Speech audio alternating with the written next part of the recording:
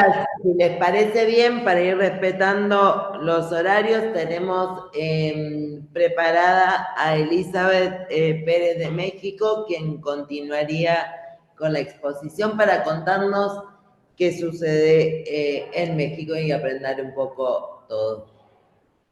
Hola, ¿me escuchan bien? Perfectamente, Elizabeth, adelante, Bueno, bienvenida. primero un abrazo, un saludo, todo nuestro cariño desde la Asociación Nacional de Síndrome de Williams aquí en México. Es un orgullo estar con ustedes nuevamente, ver a todas esas caras hermosas. Y pues hemos hecho muchas cosas en la asociación, pero sin embargo hoy me interesa mucho presentar a alguien muy importante que ha trabajado y nos ha apoyado durante muchos años y tiene un libro que acaba de sacar que está muy interesante. Entonces, les voy a presentar al doctor Carlos Alberto Serrano Juárez, que es doctor en psicología en el área de neurociencias de la conducta con maestría en neuropsicología clínica, egresado de la Facultad de Estudios Superiores de la Universidad Nacional Autónoma de México. Pertenece al Sistema Nacional de Investigadoras e Investigadores de la Secretaría de Ciencias, Humanidades y Tecnología, miembro internacional de Neuropsychological Society, miembro titular de la Asociación Mexicana de Neuropsicología, autor de diversos artículos en revistas indexadas, ponente en foros nacionales e internacionales, así como medios de comunicación, profesor de la maestría en Psicología y Neuropsicología Clínica, neuropsicólogo clínico en consultorio privado y su área de investigación trastornos del desarrollo, teleneuropsicología y habilidades visoespaciales. Innovador en el estudio de genotipos y relación con el fenotipo neuropsicológico en padecimiento de origen genético como el síndrome de Williams, entre otros. Ha trabajado con nuestros chicos, como dije anteriormente, desde hace muchos años, y es autor del libro Síndrome de Williams, un análisis desde las neurociencias cognitivas y de cuál nos hablará un poco. Gracias. Adelante, doctor. Hola, ¿qué tal? Buenos días, buenas tardes por allá. Gracias, Eli, por la invitación y muchas gracias también a toda la asociación y me da gusto ver a todos los chicos con Williams que están aquí presentes. Como ya les dijo Eli, voy a platicarles un poco de lo que hemos hecho en México y últimamente ya también hemos incluido a otros participantes de de otros países, a también proyectos de investigación que tenemos aquí que nos han abierto a poder entender un poquito y comprender un poquito mejor el comportamiento de las personas con síndrome de Williams. Entonces, les hice una pequeña presentación para más o menos decirles, quiero hablarles un poquito de cuál es el papel que tenemos nosotros aquí o la neuropsicología teniendo en el síndrome de Williams y cómo ha trabajado, cómo lo hemos trabajado y la aportación que ha dado para la comprensión sobre todo de la parte conductual y cognitiva. Quiero partir de una pequeña presentación, a lo mejor muchos de ustedes ya lo saben, pero de entender qué son los genes, porque como bien sabemos, el síndrome de Williams es un padecimiento que ocurre por una cromosopatía, es decir, una alteración en los genes, en los genes específicos y que y que van a ser causante de las principales manifestaciones clínicas de las personas con síndrome de Williams. Hay que entender que un gen es, vamos a decir, como eh, in- eh, eh, una pequeña memoria, una pequeña USB de información que dice cómo se deben cómo se deben formar ciertas proteínas que van a ser importantes después para el funcionamiento adecuado de todo nuestro organismo. Nosotros los seres humanos estamos compuestos por un cariotipo. Todos estos genes van a estar en los cromosomas. Cada uno de nuestros genes, son una gran cantidad de genes, están dentro de cada uno de estos cromosomas. Nosotros estamos compuestos por 23 cromosomas, 22 autosomas y uno que se llama, un cromosoma que se llama sexual, que es el que determina si vamos a ser femenino o masculino. En el caso de todos nosotros, las personas de nuestra especie van a estar compuestas por este tipo o por lo que lo conocemos como cariotipo. Es decir, estos cromosomas van a dar que todos nosotros seamos personas como comúnmente las conocemos. Pero cuando algo afecta el cariotipo, es decir, en alguno de los genes, va a provocar algo que se conoce como cromosopatías. Hay diferentes tipos de cromosopatía. Las cromosopatías son padecimientos donde se afecta alguno de los cromosomas y por lo tanto va a ser causante de diferentes manifestaciones clínicas. Las cromosopatías pueden ser por el número, es decir, si falta algún cromosoma o si un cromosoma se duplica, se triplica o en la estructura del cromosoma. Ahí vamos a tener, por ejemplo, padecimientos de translocación, de lesión, duplicación e inversión. En translocaciones que los genes, todos los genes se posicionan así, se voltean y entonces se colocan de una manera diferente, ¿de acuerdo? De lesión, que es lo que comúnmente o es lo que ocurre en el síndrome de Williams. Son borraduras, es decir, que pequeñas partes de los genes se pierden y eso va a provocar entonces diferentes manifestaciones clínicas. En el caso del síndrome de Williams, hay una borradura en el cromosoma 7 y eso va a provocar la pérdida de 24 a 26 genes. Y eso va a ser la principal causante de las manifestaciones que vemos en nuestros chicos con Williams. Todos los genotipos, entonces, es decir, todos los cromosomas van a dar como característica un fenotipo. ¿Qué es un fenotipo? Son las manifestaciones que son directas del genotipo. Es decir, nosotros tenemos un genotipo, un cariotipo, y ese cariotipo entonces va a determinar ciertas características de nosotros, ya sea desde nuestro tamaño, estatura, peso, habilidades, etcétera. En el caso de los pacientes, cuando tienen una alteración o una cromosopatía, pues van a tener fenotipos muy específicos. Por ejemplo, el síndrome de Prader-Willi tiene un fenotipo muy específico porque tiene un genotipo también muy específico, es decir, algunos genes que se pierden muy específicos en ellos. El síndrome de Down tiene un fenotipo muy específico porque va de acorde a su genotipo. En el caso de las personas con síndrome de Williams, tienen un fenotipo muy específico y característico porque su genotipo es de esta manera. Y ese fenotipo entonces va a determinar ese fenotipo. ¿Cuál es el fenotipo que comúnmente conocemos en síndrome de Williams? Sus características faciales, la estenosis supravalvular aórtica, la cuestión pulmonar, la hipercalcemia, en algunos pacientes las dificultades de talla, la cuestión de eh, ¿qué más? Del envejecimiento prematuro, de la piel, de los tejidos, etcétera, por los genes que se pierden. En el caso de nosotros de neuropsicología o de las neurociencias, nos ha interesado mucho el cerebro de las personas con síndrome de Williams. ¿Por qué? Porque entonces sabemos que el genotipo, es decir, que cada uno de estos genes o cromosomas tienen información sobre cómo se debe formar el cerebro y cómo debe trabajar el cerebro. En el caso se ha encontrado que en el cromosoma 7, en los genes que pierden los pacientes con Williams, hay genes muy específicos que van a estar involucrados en el desarrollo del cerebro. Y entonces este cerebro va a tener vamos a llamarle un cerebro específico de personas con síndrome de Williams y que eso se puede relacionar con su conducta. ¿Cuál es la conducta típica de personas con síndrome de Williams o cuáles son su fenotipo cognitivo-conductual? La discapacidad intelectual leve a moderada, las graves dificultades que tienen habilidad visoespacial y la hipersociabilidad, por ejemplo. En este caso, cuando el genotipo va a determinar la forma de un cerebro, pero sabemos que en el Williams, por la pérdida de genes que tiene, van a tener un cerebro muy específico. El cerebro es un órgano que se encarga de toda nuestra conducta y emoción, pero esa conducta y emoción está determinada por habilidades que tenemos nosotras las personas o el ser humano. Habilidades como el lenguaje, la memoria, la percepción, el movimiento y las praxias, la cognición social, la atención y las funciones ejecutivas. Cada una de estas habilidades se ha encontrado que está asociada a diferentes redes cerebrales o diferentes redes que se encuentran en el cerebro. El lenguaje, que es la capacidad para comunicarnos y comprender y poder lograr una comunicación efectiva. La memoria, que se encarga del aprendizaje, de cuánto soy capaz de retener, aprender y recordar a largo plazo. Las funciones ejecutivas, que tienen que ver con la capacidad de planeación, organización, atención y otras, inhibición, por ejemplo. La percepción, que es la capacidad de identificar y reconocer objetos. Las praxias y el movimiento, que es la capacidad de realizar movimientos previamente aprendidos. La cognición social, que es la capacidad que tenemos las personas, nuestro cerebro, hay redes en el cerebro que nos permiten a nosotros relacionarnos adecuadamente. Y la atención, que es la capacidad que tenemos para mantener nuestra atención en una tarea hasta terminarla. Cada una de estas habilidades está asociada a diferentes estructuras del cerebro. Y cuando el cerebro digamos, es neurotípico, vamos a decir, no tiene una alteración o una cromosopatía, pues tenemos la habilidad de poder realizar estas habilidades sin ninguna dificultad.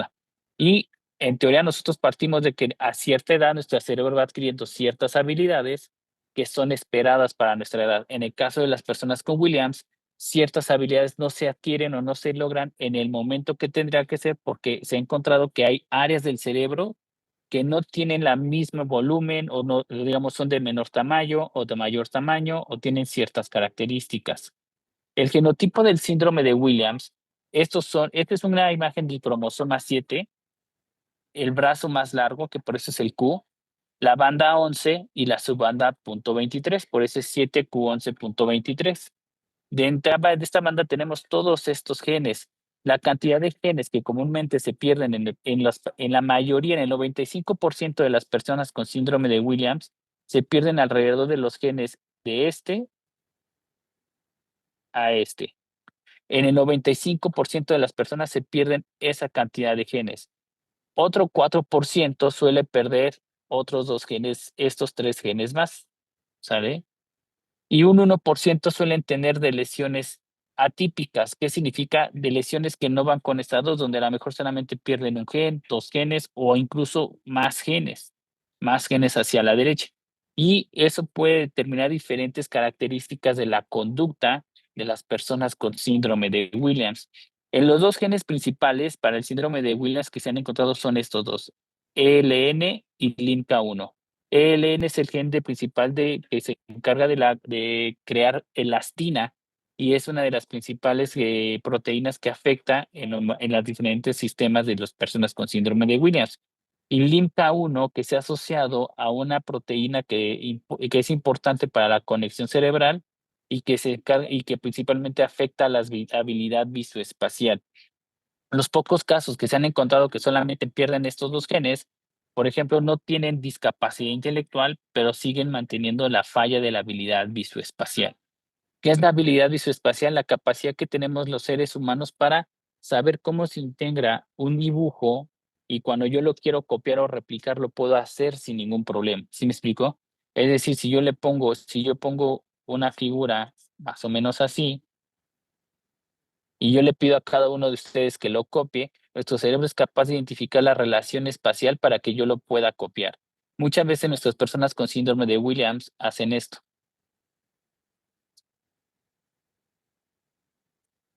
¿sale?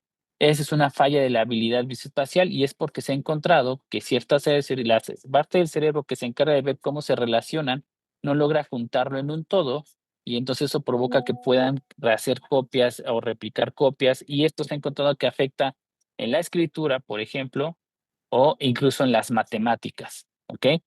Entonces, pero bueno, volviendo a esto, entonces la mayoría de las personas, estos son los genes que comúnmente se pierden en personas con síndrome de Williams. Ahora, ¿qué pasa? Permítanme, déjenme cambiar de, ok. ¿Qué pasa? ¿Cuál es entonces el fenotipo cognitivo-conductual del síndrome de Williams? Bueno, la pérdida de estos genes va a provocar principalmente los genes común de 95% hasta este gen de aquí, van a provocar el fenotipo común de una persona con síndrome de Williams a nivel conductual, que es la discapacidad intelectual leve a moderada, la alteración visoespacial grave, manifestaciones de trastorno por déficit de atención con hiperactividad, hipersociabilidad y un lenguaje mejor preservado. Si no tienen un lenguaje esperado a lo típico, sí se ha encontrado que en comparación con la habilidad visual, su lenguaje está mejor desarrollado. Y eso es porque las estructuras del cerebro del lenguaje en el síndrome de Williams no se afectan tanto como si las habilidades visoespaciales. Estas fallas en la habilidad en el síndrome de Williams, aquí falta agregar también la función ejecutiva que está asociada a los lóbulos frontales, que es la que se encarga de planear, organizar, mantener la atención, toma de decisiones, etcétera. Y esto se ha asociado porque el cerebro de las personas con síndrome de Williams, las áreas que principalmente se afectan por la pérdida de estos genes, van a ser las que se van a iluminar a continuación. La parte parietal, ¿sale? Esta es la que se encarga principalmente del análisis espacial y visoespacial. La parte más frontal de nuestro cerebro, corteza prefrontal, que es la que se encarga de la regulación emocional, la memoria de trabajo, la planeación, la organización y la inhibición. La amígdala, que es una estructura que está en medio del lóbulo temporal y parte del sistema límbico, que es la que se encarga del reconocimiento de emociones en otro. Hay teorías o hipótesis que se han encontrado que esta hipersociabilidad que tienen las personas con Williams es porque no logran ni reconocer bien las emociones en los demás o las situaciones de peligro. Entonces, por eso son muy amigables o no logran discriminar a una situación de peligro social. ¿Sí me explico? Porque ante situaciones no sociales se activa más la amígdala y se ha asociado, por ejemplo, que muchos de ellos suelen presentar o padecer de ansiedad. ¿Sí me explico? Entonces hay una diferencia entre ansiedad, entre tener en que se active la amígdala a situaciones no sociales y a situaciones sociales. También encontramos que dentro de las partes subcorticales hay estructuras que están en medio del cerebro que se van a encargar de la inhibición. Por eso les cuesta mucho trabajo controlar a veces sus impulsos o controlar su atención o mantener su atención. El cerebelo, que es una estructura que está abajo del cerebro, que se va a encargar de la coordinación motriz, también está de menor tamaño y eso provoca a veces que tengan fallas en la coordinación motriz. Y finalmente, la parte temporal, el giro, el polo más, en el caso del síndrome de Williams, está más desarrollado que las personas neurotípicas. Y esto se ha asociado con las grandes habilidades musicales que tienen las personas con síndrome de Williams. Por eso tienen una mayor facilidad para actividades o situaciones que implican música. Entonces, este cerebro específico del síndrome de Williams se ha asociado con las alteraciones cognitivas. En esta investigación nosotros hemos encontrado que estos son los genes que principalmente van a afectar la conducta de las personas con Williams. ¿Por qué? Porque estos genes tienen una mayor capacidad, se expresan o tienen en proteínas que se expresan en esta parte del cerebro. Estas partes del cerebro se asocian con estas habilidades cognitivas y van a ser los principales precursores de la conducta de una persona con síndrome de Williams. Entonces, cuando nosotros hemos estudiado si el tamaño de la de lesión y esos genes sobre qué procesos cognitivos y sobre qué parte de la conducta principalmente van a afectar. Un primer estudio que hicimos fue personas con un fenotipo típico, que son los que pierden solamente 24 genes, y encontramos otros pacientes que pierden 2 genes de más. Y encontramos que los que pierden 2 genes de más tienen mayor problema visoespacial y mayor problema de cognición social. Incluso nos surgió la pregunta de si en ellos padecían o presentaban trastorno del espectro autista. Fue por eso que después hicimos otro estudio donde analizamos si realmente presentaban espectro autista o solamente eran fallas más específicas de cognición social que hacían que tuvieran un comportamiento similar al autismo. Entonces, nosotros encontramos que la cognición social, la capacidad que tenemos para nosotros relacionarnos adecuadamente, está determinada por estas habilidades, juicio social, que una persona sepa cómo debe comportarse en diferentes situaciones y contextos sociales, reconocimiento emocional, que yo sea capaz de identificar la emoción en el otro, si el otro está feliz, está enojado, está triste, está alegre. Teoría de la mente, que es la capacidad que tenemos para yo poder inferir lo que el otro está pensando y así saber cómo interactuar socialmente. Empatía, que es la capacidad que yo tengo de ponerme en el lugar del otro para saber qué está sintiendo y cómo dirigirme emocionalmente. Y la inhibición, que es la capacidad que me permite a mí saber cuándo y qué debo comportarme en una situación social. Estas habilidades están asociadas a estas partes del cerebro, la amígdala, el giro fusiforme, la corteza parietal y la corteza orbitofrontal derecha. Y en el Williams se afectan principalmente la corteza parietal, la amígdala y la corteza frontal. Entonces, lo que hicimos fue ver cuál de estas habilidades es donde fallaban más nuestras personas con síndrome de Williams y poder saber qué era lo que provocaba esa hipersociabilidad o esa disminución social en el caso de los chicos que pierden 2 genes de más. Y encontramos lo siguiente. Además de eso, pudimos encontrar un chico que solamente tenía una lesión más pequeñita, es decir, que preservaba estos 3 genes. Esta familia de genes es muy importante para el fenotipo conductual de las personas con Williams. Se ha encontrado que sobre todo son importantes para la parte conductual social de las personas con Williams. La persona que conservaba los tres genes tenía mejor habilidad de juicio social y mejor teoría de la mente, es decir, tenía mejores habilidades sociales y tenía habilidades sociales muy similares a las personas neurotípicas. Las personas que perdían solamente este gen, que es el fenotipo típico, tenían hipersociabilidad y tenían más fallas en estas habilidades. Y las personas con Williams que perdían los tres genes de esta familia tenían más problemas de juicio social y más problemas de teoría de la mente.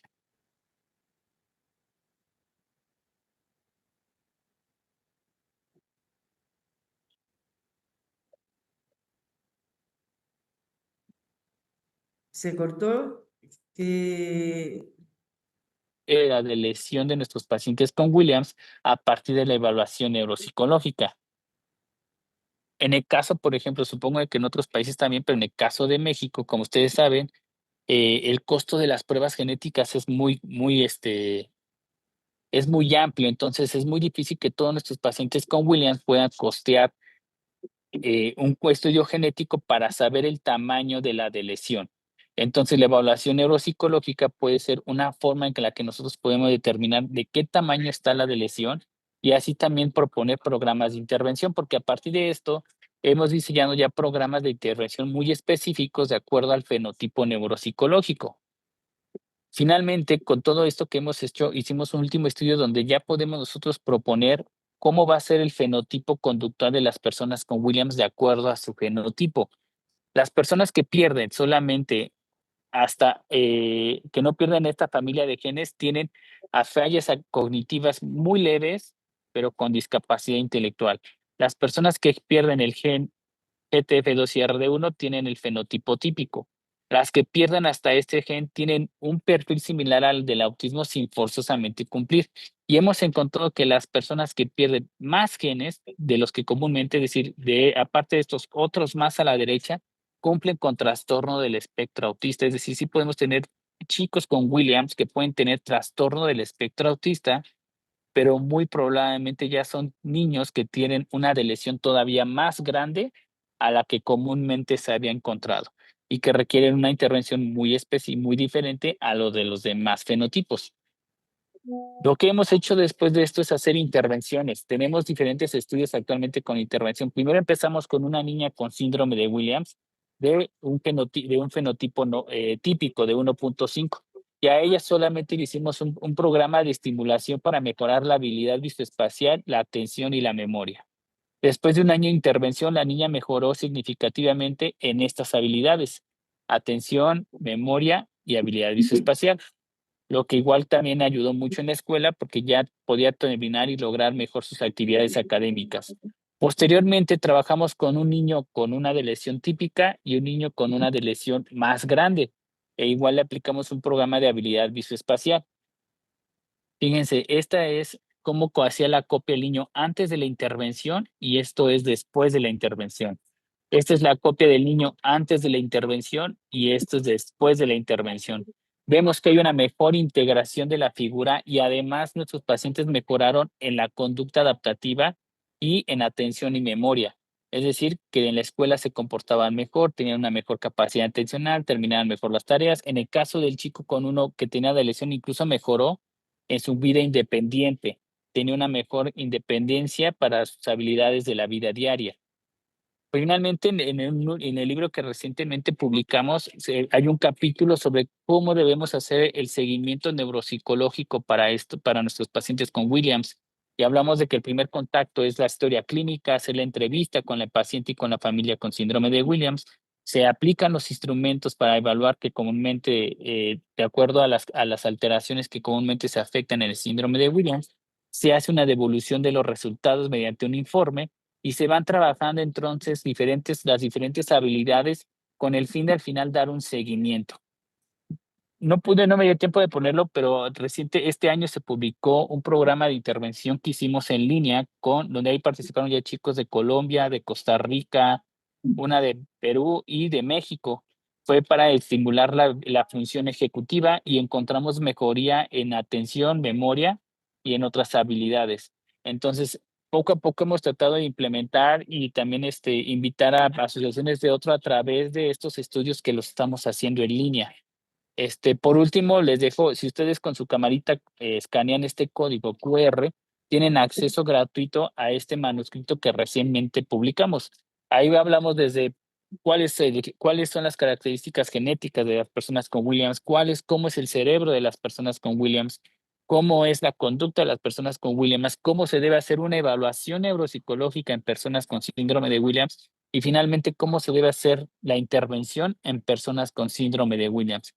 Está principalmente hecho para personas del área de la salud mental, pero también para familias de síndrome de Williams que estén interesadas en comprender mejor la conducta, la parte conductual y cognitiva y cómo intervenir. Es de acceso totalmente gratuito y lo pueden descargar ya sea escaneando o igual metiéndose a la página y pueden descargarlo sin ningún costo. Y esperemos que no solamente si llegue, sino si conocen a gente, neuropsicólogos o psicólogos en sus países, que lo puedan compartir para que puedan tener una mejor idea de cómo deben intervenir con los chicos con Williams en las diferentes países de Latinoamérica. Y bueno, estos somos nosotros, es el equipo de nuestro laboratorio, la doctora Belén Prieto y yo, que somos los que principalmente estamos a cargo de todo lo que es la investigación en síndrome de Williams, y los alumnos que nos ayudan en el laboratorio para el estudio de personas con Williams. Y bueno, les dejo mi contacto por si necesitan más información, por si de repente les interesa participar en alguno de nuestros estudios o proyectos, con gusto los invitamos cuando tengamos algunos. Y bueno, aquí con algunas fotos de algunos amiguitos de la Asociación de Síndrome de Williams y otros que hemos podido contactar también de nuestro país, que han participado en estos proyectos. Y bueno, sin más, pues, en parte sería todo y muchas gracias por la invitación nuevamente. Muchas gracias al doctor Carlos Alberto Serrano Juárez, muy interesante. Contrario, gracias por la invitación. No hay preguntas, ¿verdad? ¿O va a haber sección de preguntas? Nada más. Me tiene apagada su micrófono, creo. No sé si alguien hace. Puedes hacer preguntas si quieres, porque tenemos un poquito de tiempo. Bueno, no sé si alguien quisiera hacerme alguna pregunta o duda. Buenos días. Buenos días. Buenos días, mi nombre es Almendra, yo soy la presidenta de la Asociación Peruana de Síndrome de Williams. Me ha interesado mucho el tema que ha explicado. Mi consulta es, este estudio que está realizando y que nos muestra un link para poder acceder, ¿no?, a esta plataforma y poder compartir con los demás papitos. ¿Cuánto ya tiene de difusión? ¿Cuánto usted ha logrado ya poder saber o conectar con padres sobre este tema? ¿Y cuál es lo que usted ha visto que haya impactado el descubrimiento o el avance de esta información? Mire, nosotros tenemos yo tengo con Eli, pues desde, ¿cuánto llevamos, Eli? 2012 empezamos a trabajar juntos, que empecé la maestría, amablemente me abrió las puertas y de ahí ya hemos trabajado, desde el 2012 hemos empezado con estas cuestiones de investigación. O sea, ya tenemos unos casi 14, 12 años, 13 años. Y este material se publicó apenas el año pasado, o sea, está nuevo. Y tratamos de justamente juntar todo lo que hemos trabajado nosotros desde acá en México en síndrome de Williams, pero también está actualizado con otros estudios que se han hecho en otros países. En Estados Unidos, por ejemplo, ahí con la doctora, bueno, ya la doctora Úrsula Bellugi falleció recientemente, pero la doctora, por ejemplo, Van der Meyer o la doctora Mervis, que también estudia mucho, está actualizado con esa información. Hasta donde yo me quedé ya teníamos casi 1000 descargas del libro y bueno, se ha compartido en diferentes grupos de asociaciones con síndrome de Williams y también ha abierto que otros papás que no nos conocían me escriban para poder incluirlos en futuras investigaciones. Parece que donde más hemos tenido descargas de material ha sido en Colombia y en México. Pero bueno, también si puede, la idea es un material que yo vi de la necesidad de compartir con los papás y las personas con Williams sobre lo que se tenía, porque mucha información que se tiene está en inglés, ¿no? Y veía que las personas de nuestro país y después fui conociendo más personas de Latinoamérica que se contactaron conmigo no tenían esta información. Entonces, uno de los objetivos era proporcionar información a personas de la salud mental de nuestros países latinos y también a los padres y a las personas para que pudieran tener esta información al alcance de la mano. La ventaja que tenemos de esto también es que es totalmente gratuito. Entonces lo pueden descargar y le repito, esa es la difusión que ha tenido hasta donde yo me quedé ahorita. Bueno, Muchas bueno, gracias. ¿alguna otra pregunta? Este, a Laura, ¿algunas palabras, Laura? Tienes que liberar el micrófono. Sí, ¿qué tal? Encantada, doctor Serrano. Bueno, muchísimas gracias por la exposición. Es algo al cual es verdad, siempre nos dedicamos a la parte genética, nos dedicamos, digo, como padres, no desde lo profesional. A la parte de educación, esta es una mirada distinta, al menos para nosotros, creo que Alicia más o menos pensamos lo mismo porque algo comentamos mientras escuchábamos sus palabras, muy atentos. Así que bueno, le agradecemos muchísimo a Elizabeth el traer este tema que ya nos había comentado, que no era directamente del tema educativo, pero bueno, está evidente por toda la exposición que desarrolló vinculado con este tema. Para mí solo cabe una pregunta solamente desde el lugar de mamá. Acá ni siquiera desde el lugar de representante de la Asociación Argentina. El tema del tiempo ya lo comentó con Almendra de desarrollo de la investigación, lo cual muchas gracias por responderlo, porque bueno, nosotros al ser padres surgen un montón de dudas. Simplemente la pregunta va enfocada a sobre qué grupo de personas diagnosticadas con esta condición se pudo llevar a cabo este estudio o esta evaluación. Eso está determinado solo para saber, porque tenemos muchas, como papás, muchas, por ejemplo, acá en la Argentina estamos muy preocupados para lograr el diagnóstico. Estamos como en un paso previo. Obviamente, cuando lo tenemos, estas investigaciones son sumamente importantes. Pero teníamos esa duda como para ver si nos la puede responder. Y muchísimas gracias otra vez por compartir toda esta investigación y experiencia. Sí, con todo gusto. Mire, nosotros hemos hecho diferentes investigaciones. Le repito, lo primero que trabajamos fue eh, hacerles microarreglos cromosómicos a las personas con Williams, que es un estudio genético más amplio que nos permite tener prácticamente todo el genoma y saber de dónde a dónde está. Porque recordemos que la que comúnmente se usa para confirmar el diagnóstico es el FISH. Esa solamente tiene el marcador para el cromosoma 7 y ya. Pero lo que nosotros en aquel tuvimos el apoyo de la UNAM y pudimos obtener ciertos capital para poder costear justamente el microarreglo cromosómico, que es lo que nos permite determinar realmente cuántos genes se perdieron. Y después lo que nosotros es hacer la evaluación cognitivo-conductual. Esa nosotros la hacemos aquí en la UNAM, tenemos el área de neuropsicología y entonces lo que hacemos es aplicar pruebas de capacidad intelectual, habilidad visoespacial, funciones ejecutivas, memoria, aprendizaje, para ver cómo es el fenotipo y después proponer programas de intervención.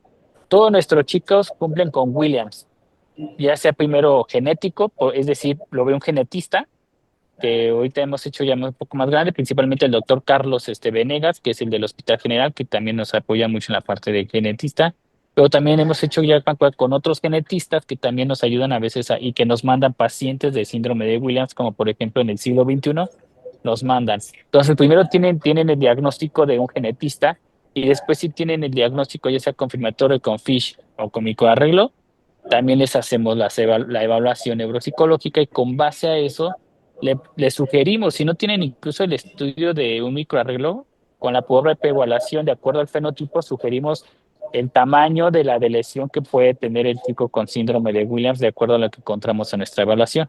Otros estudios recientes que ya hemos hecho con síndrome de Williams ha sido, por ejemplo, en matemáticas. Y recientemente estamos estudiando la parte de las matemáticas porque es una habilidad que principalmente les cuesta mucho trabajo Tenemos también recientemente un estudio que se va a publicar pronto de una intervención en lectoescritura de un chico con síndrome de Williams que no leía, le dimos intervención y estimulación para la lectoescritura y al final lo logró. Y finalmente tenemos el de funciones ejecutivas. Estos se han hecho, depende, vamos variando un poco la muestra. A veces trabajamos con niños de 6 a 16, 17 años, a veces con adultos, etcétera. Dependiendo de lo que va, y ahí es donde nos apoyamos con Eli nos apoya y nuestros chicos con William nos apoyan para hacerles justamente la evaluación, darles la intervención. Ellos obviamente tienen este beneficio sin ningún costo. Ajá. Y recientemente, pues les repito, hicimos la invitación. El último que hicimos de intervención fue abierto a otros países porque fue en línea. Entonces pudimos tener ya chicos también de otros países que también se interesaron y que participaron en estos programas de intervención. Entonces, prácticamente todos nuestros estudios están hechos para niños desde los 6 años hasta los más grandes. Los más pequeñitos no hemos podido trabajar tanto con ellos porque mientras más pequeñitos son más distraídos, más desinhibidos. Y cuando estuvimos, muchos de estos lo hicimos en pandemia, fueron en línea, entonces no se podían concentrar en la computadora. Entonces los agarramos más grandecitos justamente para que pudieran tener una mayor atención. Bueno, muchísimas gracias realmente por esta presentación. Es algo que obviamente creo que vamos a ver y a leer y a descargar el libro también para ver todos los estudios. Y bueno, la verdad que quedamos así como nos llamó la atención que estudien más sobre el síndrome de Williams porque en algunos casos estamos persiguiendo un diagnóstico. Aún. Entonces, esto es como una luz más, aunque sabemos que hay investigaciones en cursos, esta parece, por lo que usted nos contó, que tiene toda una trayectoria. Así que bueno, no será la última vez que nos veamos y gracias. Sí, muchas gracias. Claro que sí, gracias a ustedes por la invitación. En el caso de adultos, ¿cuáles estudiaron? Soy madre de una niña, no, de un adulto de 44 años. ¿En el caso de adultos? ¿Hasta qué edad estudiado? O sea, ¿qué edad han tenido posibilidad de estudiar? Ahorita el último estudio tuvimos uno hasta los 30 años, que es el de las matemáticas, justamente, porque queremos ver cómo es la dificultad que tienen para las matemáticas, para partir de ahí en qué es lo que más se les dificulta proponer programas de intervención y ver si pueden mejorar en la parte de matemáticas. Ajá, acá tenemos algunos grandes, así que Vamos a colaborar. podemos colaborar. Perfecto. Sí, Ahora pues bien, con gusto, repito, ahora sí que estamos abiertos, ¿no? O sea, nosotros sabemos que la prevalencia del síndrome de Williams es muy poquita, ¿no? Entonces, eso en los primeros estudios nos dificultó porque no encontrábamos tantos en México. Sí, se han dado más a conocer y hemos tenido más muestra, pero sí, digo, constantemente estamos en proyectos y si podemos hacer como pues en algún momento hasta podemos ir allá y a lo mejor pedir por aquí apoyo a la UNAM y a lo mejor hacer evaluaciones a chicos con Williams de otros países para que entren en nuestros estudios. Fantástico, quedó grabado encima. Doctor, muchísimas gracias. Nada, al contrario, gracias a ustedes. Hasta Tengo luego. una pregunta Hasta para el luego. doctor Gracias. Laura. Sí, Lourdes. Lo de la ejecutiva, yo no entendí esa parte. ¿Qué sería esa parte, digamos, de lo ejecutiva, digamos? Sí, muy bien. Son habilidades que se asocian a esta Por parte del ejemplo, cerebro. yo tengo síndrome de Williams y esa parte no entiendo, por eso le hago esa pregunta, doctor. Claro que sí, mira, son habilidades que se asocian o se relacionan con esta parte del cerebro y esta parte del cerebro se encarga de planear, por ejemplo, que tengamos la capacidad de decir, ¿qué voy a hacer primero? Esto o esto, y qué voy a hacer segundo, para que digamos, cuando yo tengo que hacer algo, no lo haga en más tiempo y con una mayor cantidad de pasos, sino en pocos pasos. Otra cosa que se encarga de todo eso se le llama habilidad ejecutiva, es planeación, organización, inhibición. Por ejemplo, que nuestro cerebro tiene la capacidad de frenar conductas que a veces no tenemos que hacer en ciertos lugares. Entonces, a veces, si nos cuesta trabajo, es porque ese cerebro, esta parte no está desarrollando bien y no me logro frenar. Esas son esas habilidades, Lourdes. Bueno, doctor, muchas gracias por la explicación. No hay de qué, gracias a ustedes. Así que a alguien le quedó alguna pregunta pendiente sobre esta exposición o Elizabeth, ¿querés cerrar? Porque no te dejamos decir nada al final. Sí, bueno, primeramente tenemos ya una gran relación con el doctor porque nos ha ayudado muchísimo a entender la complejidad de este síndrome y qué hacer, porque no podemos etiquetarlos a todos los chicos como unos tienen una discapacidad leve, otras más profunda y tenemos que irnos adaptando. Nosotros seguimos hablando en centros educativos, dando muchas conferencias en centros de salud, en el Seguro Social. Seguimos hablando, promoviendo, porque inclusive a pesar de que aquí en México está un poquito más abierto el conocimiento del síndrome, pero todavía está muy difícil. Todavía los doctores nos preguntan, ¿qué es, cómo es? O lo han oído mencionar, pero a ciencia cierta no saben ni qué tanto implica. Entonces sí nos hemos dedicado mucho a la difusión, que creo que es muy importante, tanto en el nivel, a nivel educativo como de salud. En las escuelas, aquí sí aceptan a chicos con discapacidad, hay un programa en las escuelas regulares, pero sin embargo no hay un currículum, no hay un protocolo para atenderlos. Entonces, los que tenemos oportunidad de hablar con los directivos, de hablar con los alumnos, con los maestros, explicarles las deficiencias y las habilidades de ellos, pues sí los van aceptando, los van entendiendo. Por ejemplo, mi hija cursó la secundaria y mientras todos estaban viendo álgebra, el profesor tenía un libro a su nivel de tercero de kinder, pues ese no de los graves, pero sí, que sería preferred, algo así. Ujú. Entonces, él lo evaluaba de acuerdo a su avance de ese libro y no forzándolo o comparándolo con los chicos que estaban viendo álgebra. A mí lo que me interesaba y lo que les he dicho a los papás, que lo importante es que ellos se desarrollen en un ambiente con personas también, con la sociedad, abiertos a la sociedad, que participen de los eventos de las escuelas, que participen de los bailes, de las conferencias, de los paseos, que estén integrados, que sea una inclusión total, que también a veces, aunque dicen que sí, pero a la mera hora lo siento un poco delegados. Están ahí en el grupo, pero no están al 100% incluidos. Entonces tenemos que trabajar mucho en esta sensibilización de la sociedad. Y también, por otro lado, estamos celebrando este mes nuestros 20 años desde que nos fundamos y somos con mucho esfuerzo llegado hasta aquí y ya tener un reconocimiento y varios de nuestros chicos han logrado cosas maravillosas. Queremos seguir apoyándonos y seguir adelante. Entonces, me da mucho gusto a ustedes en la Asociación de Argentina. Tuve el gusto de relacionarme con ustedes desde el 2010, si mal no recuerdo, ¿verdad? Sí, sí. Y pues se hace muy bonito que sigamos en este trabajo, que es muy largo y pues no tengo otras palabras de que me emociona ver a todos, me emociona saludarlos y desearles pues todo lo mejor y que sigamos adelante en beneficio de nuestros chicos. Muchas gracias. Gracias, Elizabeth, por tus palabras. Conocemos perfectamente lo que decís, que es un camino complicado. Absolutamente de acuerdo con vos. Creo que todos los presentes conocemos muy bien de qué se trata.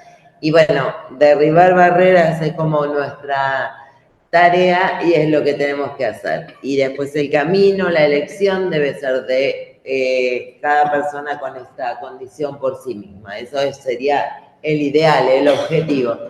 Vamos a ver si lo podemos lograr.